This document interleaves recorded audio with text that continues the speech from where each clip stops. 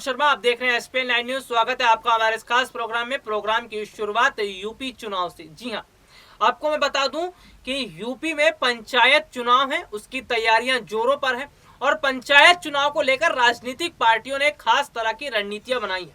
मेरे पास जो रिपोर्ट है वो रिपोर्ट आप पहले सुनिए। देखिए, यूपी में पंचायत चुनाव की तैयारियां जोरों पर है। सहारनपुर में डीएम ने त्रिस्तरीय पंचायत चुनाव को जो है स्वतंत्र, निष्पक्ष, पारदर्शी और समयबद्ध ढंग से संपन्न कराने के लिए जिला स्तरीय अधिकारियों को प्रभारी अधिकारी, सहायक प्रभारी अधिकारी नियुक्त किया है। बीते दिनों कलेक्ट्रेट सभागार में जो डीएम है उन्होंने त्रिस्तरीय पंचायत चुनाव की तैयारियों को लेकर समीक्षा की।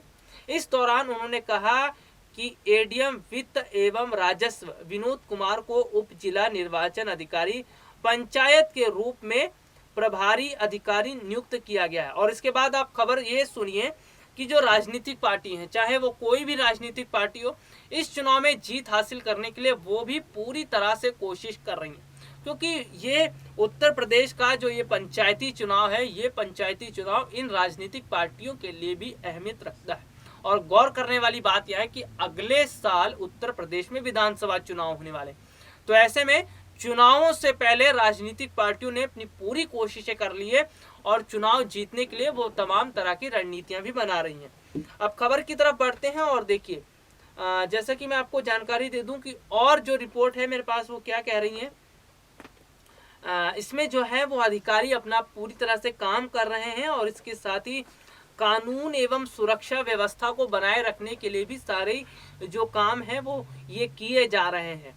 और ये जो चुनाव है ये राजनीतिक पार्टी के लिए इसलिए भी अहमियत रखता है क्योंकि अगर मैं बात करता हूं तो अगले साल उत्तर प्रदेश में विधानसभा चुनाव होने वाले हैं और इसीलिए ये अपने आप में बहुत मायने रखता है। अब मैं आपको उत्तर प्रदेश के विधानसभा चुनाव की स्थिति के बारे में बता देता हूं जो अगले साल होने वाले हैं। अगले साल उत्तर प्रदेश में जो विधानसभा चुनाव होने वाले हैं उसको लेकर जो कोशिशें हैं वो ये हैं कि आने वाले समय में जो चुनाव है उससे पहले स्थितियां बनती हुई और बिगड़ती हुई नजर आ रही हैं और ये समीकरण बता रहे हैं कि वाकई में अगले वर्ष का विधानसभा चुनाव बहुत मायने में अपने आप में अलग होने वाला है। उत्तर प्रदेश की जो सियासत है वो बहुत ही अलग है और उत्तर प्रदेश राजनीति के लिहाज से भी बहुत ज़्यादा अहमियत रखता है।